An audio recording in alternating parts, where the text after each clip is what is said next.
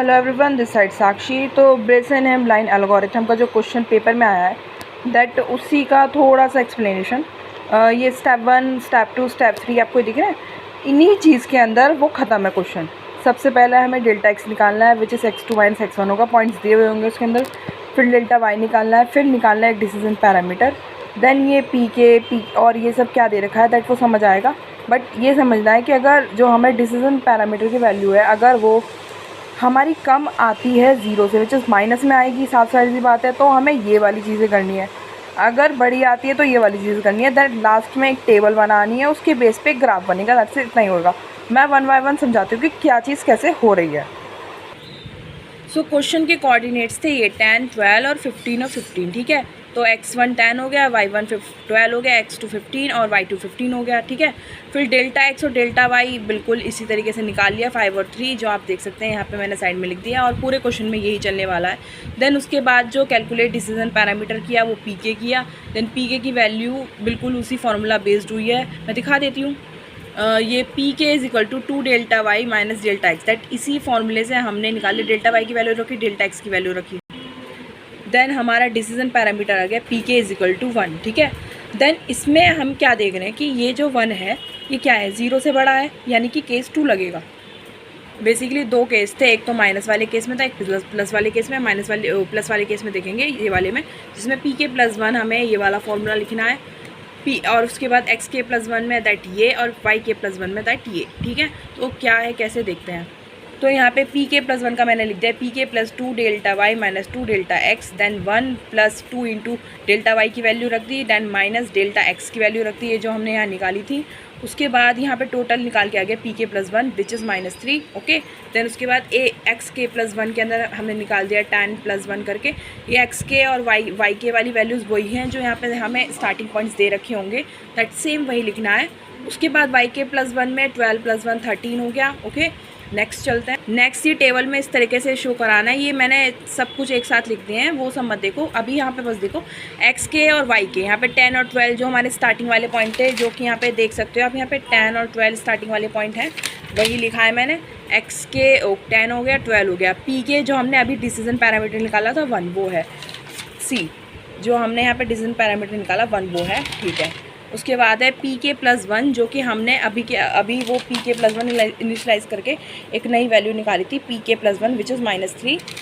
उसके बाद नेक्स्ट चलते हैं। उसके बाद है xk प्लस 1, जो अभी निकाला था 11 और 13, 11 13 c, 11 एंड 13, ओके।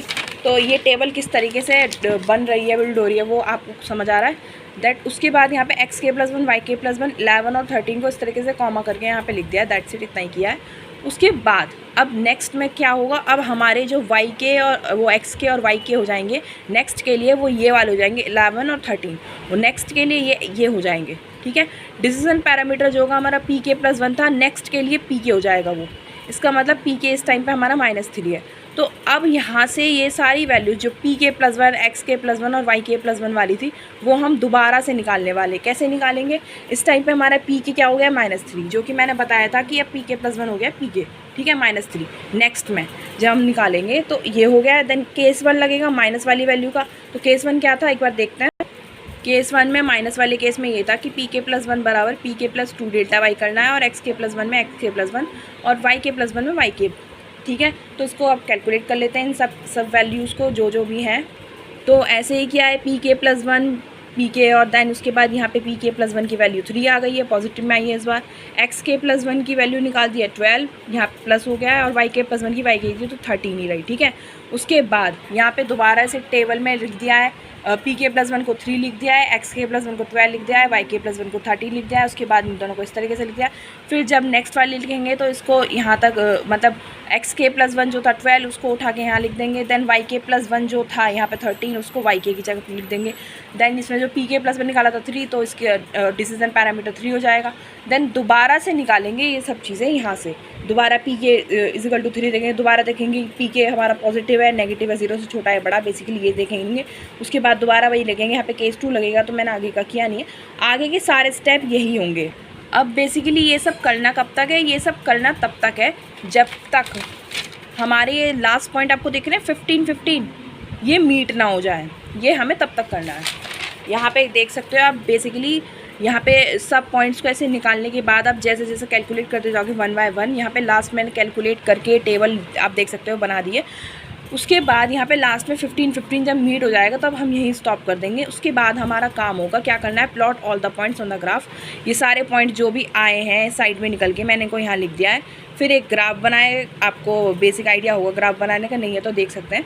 यहाँ पे ग्राफ बना दिया, देन उसके बाद वही x के कोऑर्डिनेट 10 and 12, उसके बाद यहाँ एक पॉइंट लगाया, देन इसी तरीके से सारे सबके जो है पॉइंट्स मैंने यहाँ पे लगा दिए।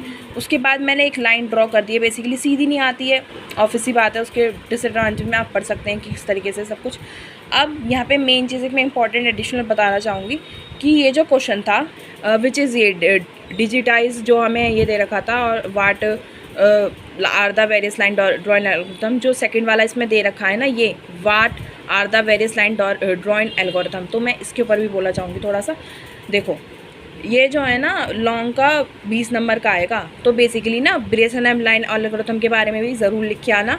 उसके बाद ये वाला क्वेश्चन करना न्यूमेरिकल वाला। उसके बाद ना what are the various line drawing algorithm, जो बाकी की मिड पॉइंट हो गई, डी हो गई, उनके बारे में भी लिख के आना, तभी फुल अच्छे और नंबर मिल पाएंगे, नहीं तो नहीं मिलेंगे। अगर खाली न्यूमेरिकल कर दिया ना तो पक्का कटेंगे। न्यूमेरिकल करने के साथ साथ अगर ब्रेसन एम के बारे में लिख के आए फिर भी कटेंगे। क्यों कटेंगे? क्योंकि आपने लास्ट वाला इसके अंदर एडिशनल एक और क्वेश्चन पूछा है, इसके बारे में कुछ ध्यान नहीं दिया, इसको कुछ नहीं किया, तो पक्का कट सकते हैं।